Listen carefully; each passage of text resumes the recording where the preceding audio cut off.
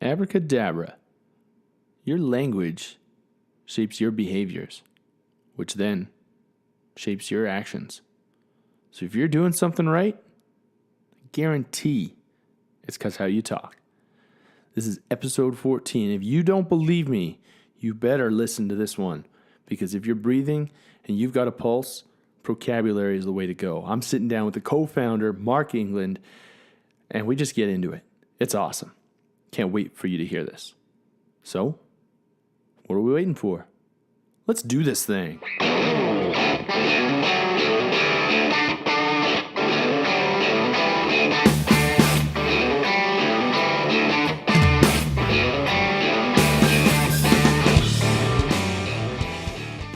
All right, welcome back. Got another value-packed episode in store this week here.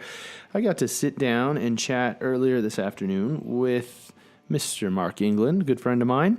He's co-founder of Procabulary, and if you're wondering what that is, you better stay tuned because, like I said in the intro, if you're breathing, or if you've got a pulse, or if you think, or if you speak, you should definitely be thinking Procabulary. It's just as it sounds. It's changing conflict language and all your negative thoughts and language into positive stuff. And boom, guess what? It works. I've been through it. It's fantastic. It's a game changer, honestly. But we'll get to that in a bit. I wanted to talk to you about this week and this past weekend. I was up in Edmonton. I know it's Edmonton. And being Calgary born and raised, that was the toughest part. I was up in Edmonton for more than a day. So went up with good partner in crime, Kirsten Toth, athletic therapist in my circle. And we went up for Breakout West and Western Canadian Music Awards. And it was just amazing to be in that conference. And I put on a presentation on health and wellness for touring musicians. And in general, just being up there as the guru or the ninja of musician wellness, which was awesome. We had a wellness room, met some really interesting people that were really into the stuff that I was talking about. And that's really positive for me and kind of flows nicely into the next little bit I wanted to talk about too. Breakout West was amazing. Congrats to all the nominees. Congrats to all the winners. And we just made some huge, huge friends. And on that note, the Australians. Holy smokes. That crew. Aussies are great. Jeff Trio. Letters to Lions. Who else we got in there? Fran. Oh, Fran, you were fantastic. So much energy. And the boys for Winterborn. Check out those bands. Okay? Winterborn. Check out Letters to Lions. I'll have them on the show next week or in the next 2 weeks or so. I'd like you to pay a little attention to Australia and their music scene. They're fantastic.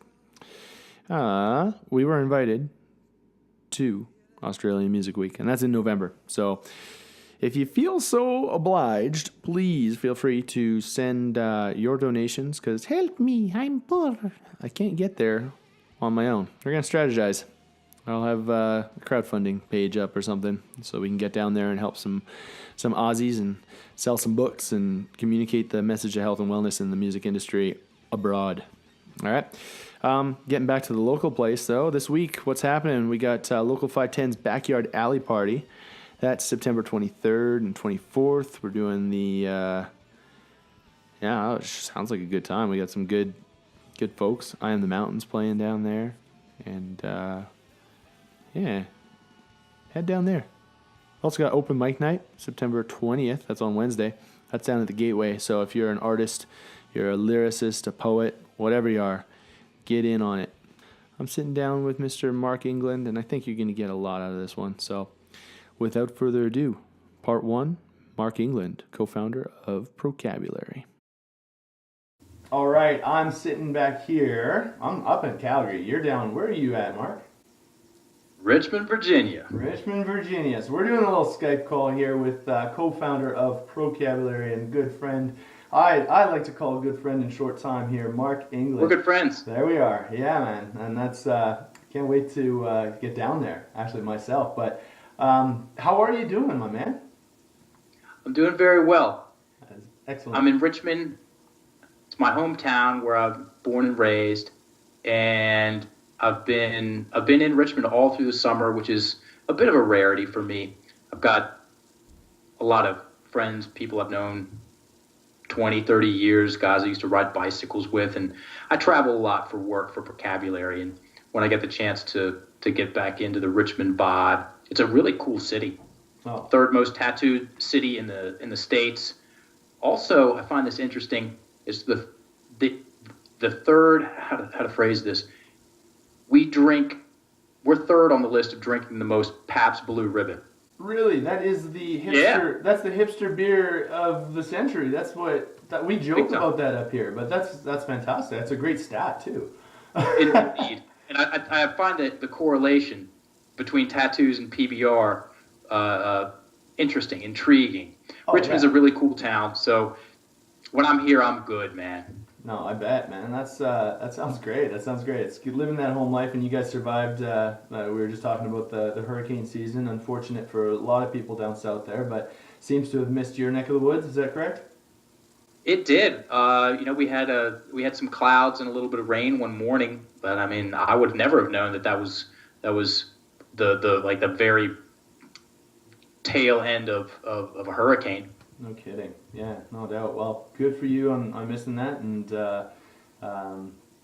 unfortunate for those that did not. But I guess the cleanup is on, and you guys are strong down there anyway. So all community based, right? So. Very much so, yes. Right on. All right. Well, I mean, I want to tear into this, and I always find it fascinating with how small and interconnected the world is. I'd like to hear from you how we got connected originally here. Barbell Shrug. Those boys. Yeah. So our fellas over there at on the West Coast in Encinitas, Barbell Shrug. Those guys are cutting edge in the CrossFit world, and we did their show. It was January 20th of this year, and you listened to it. I sure did, man. It was, man, oh man, what? Like the first one, actually, I think I caught your second one on. I think it was the barbell business one. Were you on first? Is that back in the new year? Good memory. We did both of those shows on the same day. Oh, really? Okay. We did the Barbell Shrugged first, and then Barbell Logic, or Barbell Business, yes. Right. Later on in the afternoon. And I'm not sure when they posted that. I think they posted the Barbell Shrugged podcast first. Yeah. Regardless, I was delighted, to say the least, that there were two, and they both had different aspects that I took away from both, and it was incredible for me. So, what I really liked is just the applicability. Right, I remember listening to that while I was doing like lawn care for a buddy, a friend, and I was just sitting there like, this is different. This isn't what they're usually talking about. Usually it's something about squats or chin-ups or grip, and then you came in there and I like stopped the mower and just like, what? Am I listening to the right show here? This is crazy. This is awesome and just unbelievable value. So thank you so much for your time to share with my audience the same kind of stuff. My pleasure. Really want to get to know what is it that you get up out of bed for? I like to call it the oxygen, as Gary Vee says. What's your oxygen? What are you grateful for today? I'm a curious guy by nature, Mike, and the idea, the question, the concept of how far can we, and when I say we, I mean my business partner and our team, how far can we take Procabulary? That vision, what I see, the path, what that path requires of me, the milestones of being involved in the language game. Said one way, re-engineering the English language and what happens because of that, that very much gets me out of bed. And that's big picture thinking. And yes, so the smaller picture thinking, the what do I have to do today? How many days do I have to wake up and grind? I enjoy those thought processes. Yeah. They get me out of bed. They get me out of bed early. And it holds my focus, bro. There are a few things in life that I have had the pleasure of getting involved in that have held my focus in the language game. Procabulary is absolutely one of those things. We, on a side specific note, we talk a lot about developing the ability to focus. And a lot of that comes down to writing things down. Mm-hmm. One of my goals is that I will be involved in Procabulary for 50 years. I'm going to give my final presentation January 16th and 17th, 2057. Wow, man. It's written down. Yeah, I had to look up the dates. It's a weekend. It's a weekend. That's good. All right. Well, hopefully that weekend's up here in Calgary or something, eh? Maybe, man. I should book that. At the rate we're going. Right. No kidding, man. Holy. That's what gets me out of bed. That and several other things. Right. But that's the reason for being. That's awesome. And then I gotta ask then. This is a music podcast, so I'm sure it's kind of intriguing to our listeners of why is this guy, Richmond? Do you play music? Do you play any instrument? Did you as a kid? No, and it's a very important word. And I took singing lessons last summer. Okay. Yes, and I took it was a block of 6. So there's a organic health food store that I go and do my shopping in, and there's something called the Music Tree right next to it. And they had a special on singing lessons, a pack of 6. And I walked out one day with some groceries, and I looked over there, and I said to myself, I'll take some singing lessons. Walked in, bought a pack, got on the calendar, came back in the first session, the first lesson. Go in, sit down. It's myself and the music teacher in a small room with a piano. After a brief back and forth, getting a couple social questions, she said, "Okay, let's begin." And she said, "I want you to match this note with your voice." And she picked a key, I don't know which one it was, and she hit it. And I tried to match it. And I went low. That's what she said. She goes, "Okay, you went low on that. Let's try again." Bing, she hit it again. This time I went high. Third time's the charm. She hit it again. I hit the note perfectly, whatever the terminology of that is. Yeah. And it was one of the most bizarre experiences I've had to date, man. Something in the middle of my head, something physical in the middle of my brain vibrated. I got you. And it felt like it cracked. And all this, this is what I did. I took my finger and I went like this, and I dropped my chin and I closed my eyes. And a wave of emotion came up over me, and I started to tear. Not like a boo-hoo. No. Tears started streaming, just a perfect stream down my face. And she said, "Oh, it's okay. You don't have to be embarrassed. It's nothing to be embarrassed about." And when I finally could talk about 20 seconds later, I'm like, no. These are tears of joy. So that is a very interesting experience for me, which I've thought about at least 100 times. I'm serious. Yeah. The second thing is when I hear the banjo, Mike, the hair on my arms and the back of my neck stand up. And those two things tell me something. Mm-hmm. And it, again, back to goals, I'm going to learn how to play the banjo. I'm going to learn how to play it well, and I'm going to develop my singing voice. And I'm going to play. Wow. All right, do you have a time frame on that? Yes. I will purchase my banjo on my birthday in 2018. Okay. And my goal was to take 20 private lessons in 2018 once I purchased the banjo. That's fantastic. And just let that sink in. Let it. I know how I start things that I want to be, not that I want to be, that I will be doing, that I'm going to do for a long period of time. I know how I have to start after having started things and flaked on things, and also having started things and followed through on things. I know what the difference in the starting is for me. Good. So I've made those adjustments, and it's a statement. It's the equivalent of buying an instrument and investing 20 hours of time into it and letting it sit, letting it do that, letting that amount of input do what it's going to do, and then over the years invest more and more in my time of it. So that's my initial 2018 push into that world. It's a world, and it's a language. We're talking about language. It's why we're on the podcast today.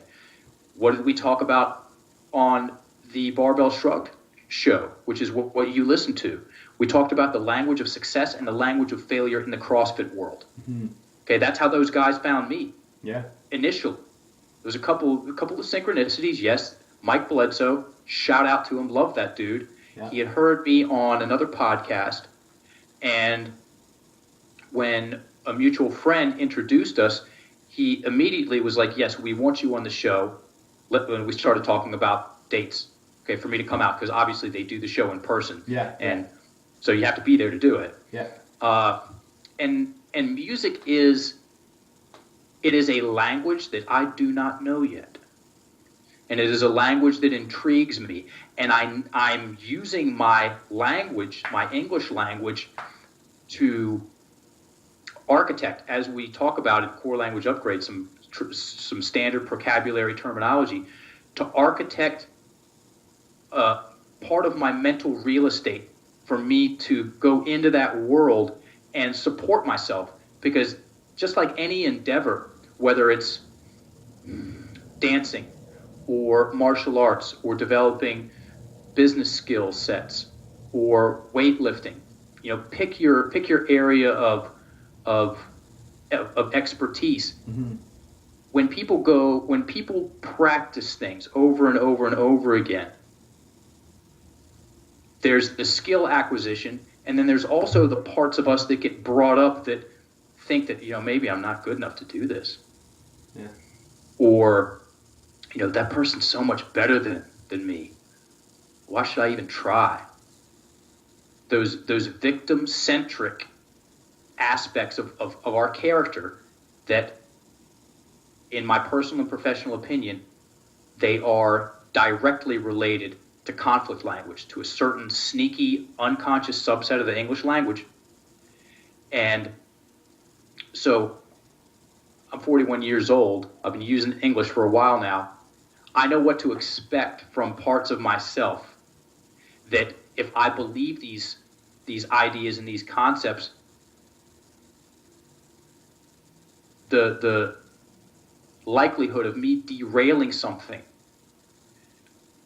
music, something that I know I will so thoroughly enjoy, I know how to avoid talking myself out of learning how to play.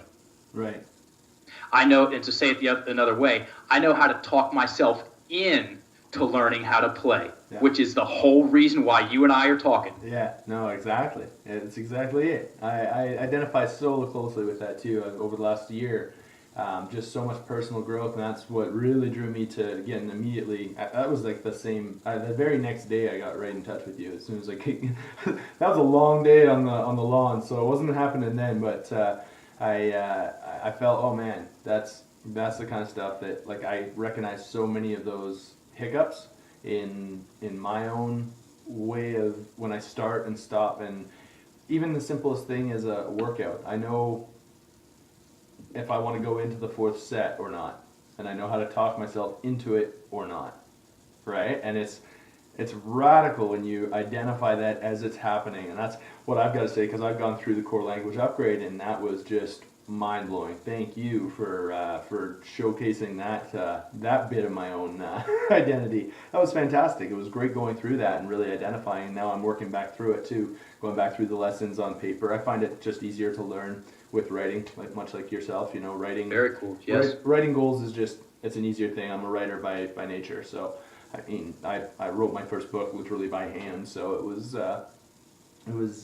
definitely the easiest way to learn. And it's amazing when you go through that experience and identify both your strengths and areas of opportunity to grow in well said. In that, right? So, yeah, man. let's talk a little bit on that. I guess a little bit more into the music. What do you listen to? So you got a thing for banjo. What's currently playing on the iPod? Alison Krauss, Union Station, 2003. Wow, man, there you go. Hey, a little lounge, little jazz. Hey, that's beautiful. Yeah, it's beautiful music for me. I love her voice, and guess what? There's a banjo player in the band. Exactly. I'm a classics guy. I very much like the classic rock. I've got a decent selection of records. Everybody likes Bob Marley, myself included, and I'm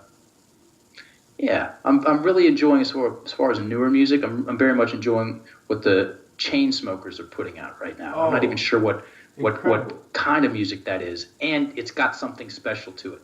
I completely agree. They work a lot, and that goes to the music community. They work a lot with different artists, and I think that's huge. The collaboration community that they show, and even if you pay attention to their SoundCloud, I'm always getting posted updates. They repost everything, right? So they're just really big on. They clearly get a lot from other musicians, and that's likely where they get a lot of their inspiration because they're listening to so many things and they're collaborating with so many different fields. That's why it is likely what you're describing. So super cool. Yeah. Yes. All right. Let's dive into the project then. How, in one sentence, I guess, for listeners on this show, what is Procabulary? I mean, it's other than a really awesome name. That is, as soon as I saw that, I was like, that's tricky. I like that. That's good. Because I'm the guy that I make Ratitude. Like, attitude that's rad. That's Ratitude, man. Or, or you could even look at gratitude, having gratitude, but it's just a little bit more cool, right? So what does Procabulary mean to you, and who's it for? Procabulary, we'll go second question first. Procabulary is for everyone who thinks and speaks. Cool. and yes. And what is Procabulary for me? Procabulary is a path. It's a linguistic compass. It's a way of understanding myself as a process, and language's influence in that process.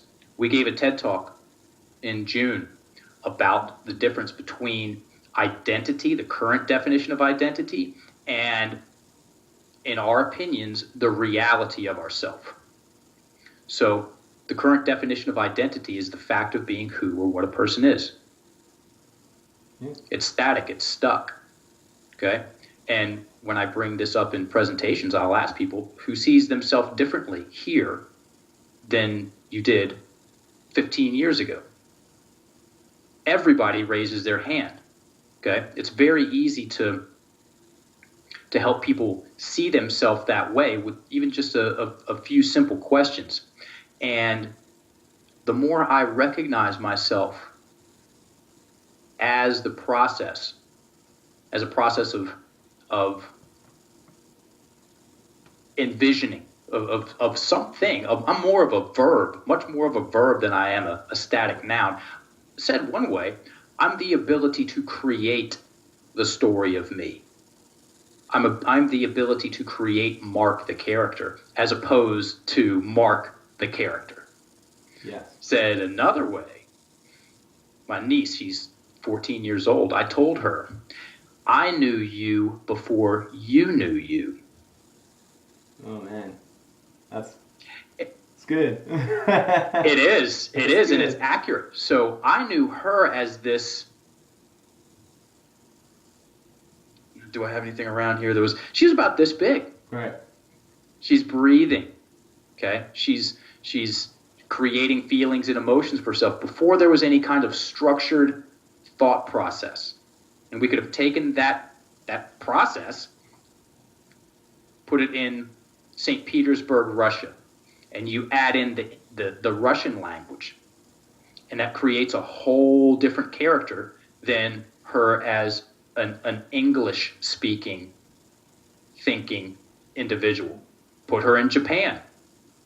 That language is it will influence the same principles of her experience of herself, and it will also craft a different character. So what do I mean by that?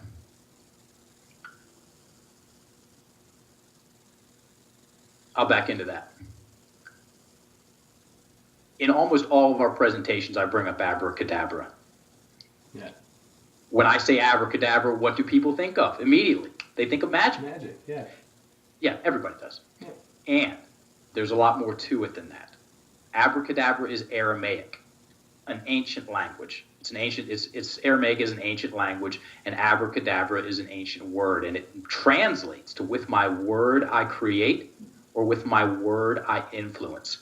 We prefer the second translation, with our word we influence. So what do we influence?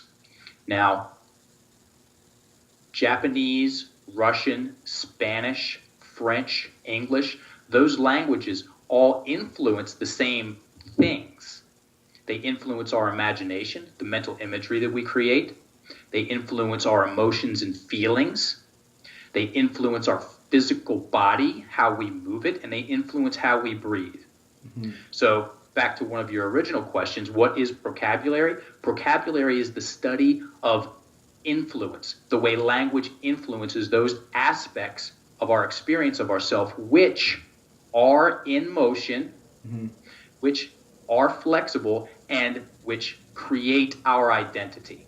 So one thing I found, we've had a couple conversations about the Rolling Stones. One of my good friends, Brian Jones, right. Have you had a chance to talk to him, by the way? We're lining that up. We are. It's been back and forth. I know. He's magic. He's gold. His nickname's Magic in my phone. He's Brian Magic Jones. Oh, man, that's crazy. And his father was one of Keith Richards' best friends. Right. So he lost track of how many times he's been backstage with the Rolling Stones. Mm-hmm. And one of the things that the Rolling Stones used to do, which I find it's interesting and not surprising, is that they, after a big show, we're talking tens of thousands of people, you know what they would go do? Go back in the back room and practice. They would go back and they'd go back and practice. And they had to see themselves in a certain way in order for them to go and do that. They had to see themselves as valuable and as malleable. Mm-hmm. The more and more value that someone sees in themselves, the better they're going to be at time management, the better they're going to be at developing the parts of themselves that need to be polished. Mm-hmm. The more value that someone sees in themselves, the more considerate they're going to be about the people that they spend their time with,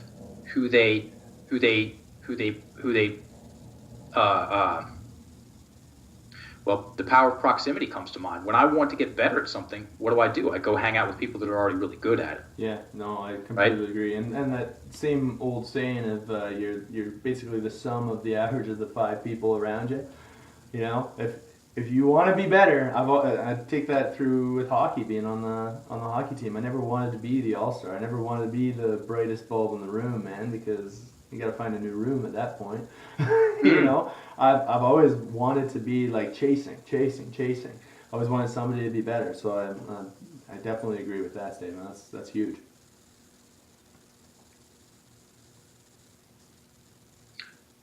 So how does that play into your listeners' approach to developing themselves, to developing their skill?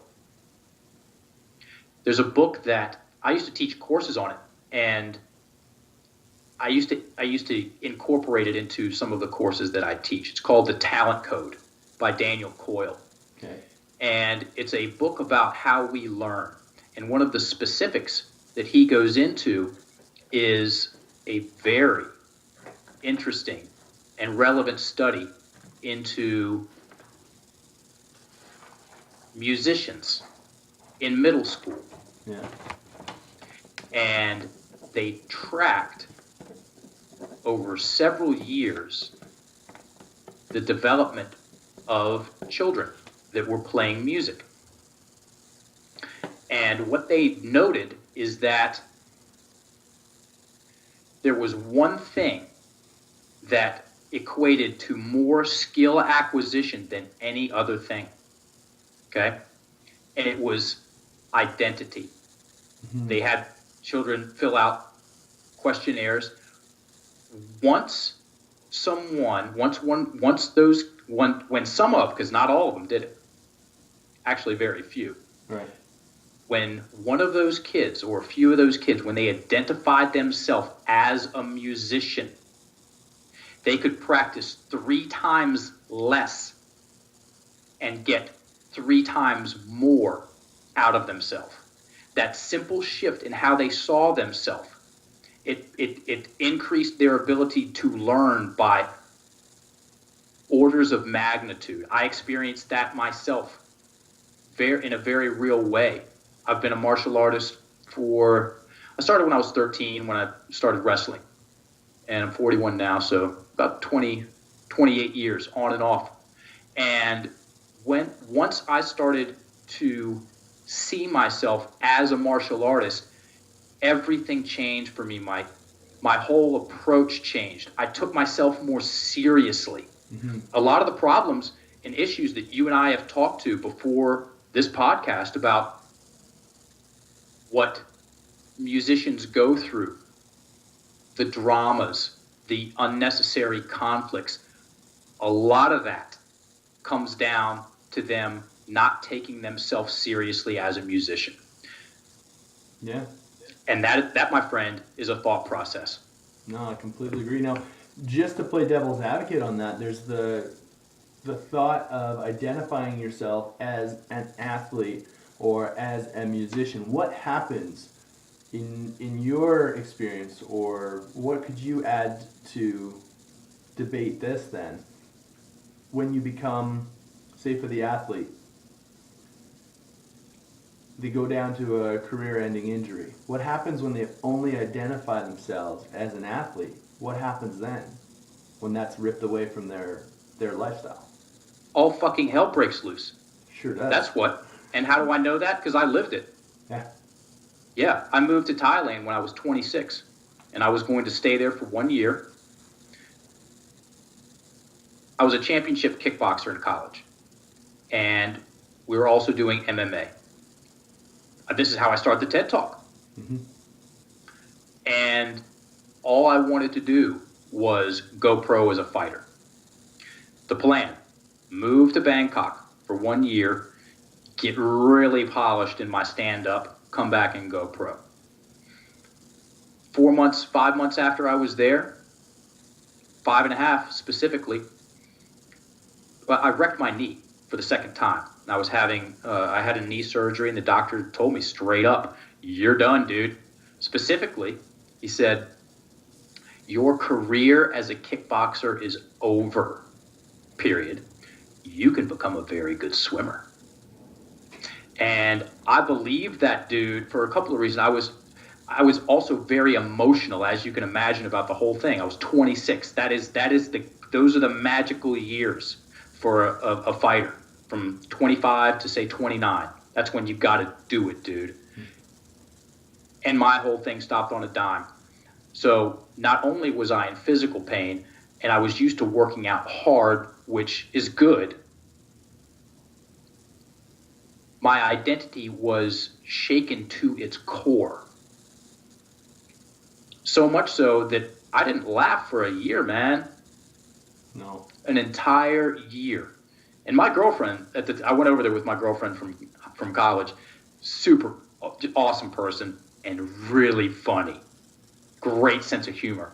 And I remember we lived together. I remember several times looking at her, and she's cracking jokes and just being her bubbly self, and looking at her and thinking to myself, I would have laughed at that a couple of years ago.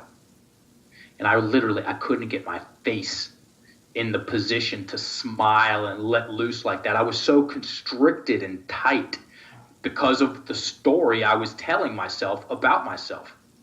And so that directly led me on a path to, well, after I got tired of being that way,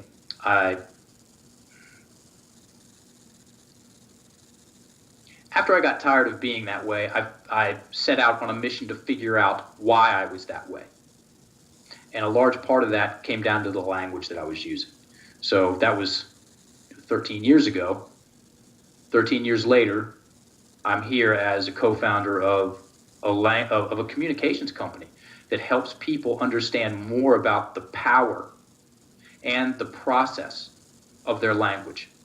Mm-hmm. And I say this quite frequently in presentations and quite frequently in podcasts, that this conversation is strictly an education issue. Most people's education about their language, and I mean 99.9999% of people's education about their language, comes down to 3 static things: spelling, grammar, and definitions. Mm-hmm. None of which address how language influences the process of creating mental imagery, the process of generating feelings and emotions, the process of how we breathe and how we move our body. How many people have gotten kicked out of bands because they had a bad attitude? Oh. They had the skill set, but they had a bad attitude. Just couldn't work with the people. Yeah, that's how many groups have I been in alone, right? And you hear about the big, even the huge bands. This guy doesn't fit. This guy doesn't fit. What does that mean? He can play. Doesn't that count? No, not at all. Not even close. No. Right. It's obviously the skill. They have to be able to play. Yeah. But that's just to get in the door. That's just what starts the conversation. That's cool. You did your job. Right. Congratulations. That's one in a row. That's if you're to put that on the resume, it's like, yeah, that's your bare minimum. That's your MVP right there. Very, very minimum. The people that you enjoyed being in bands the most with, Mike, what were they like? Oh, super entertaining. It was great to be around, and I was.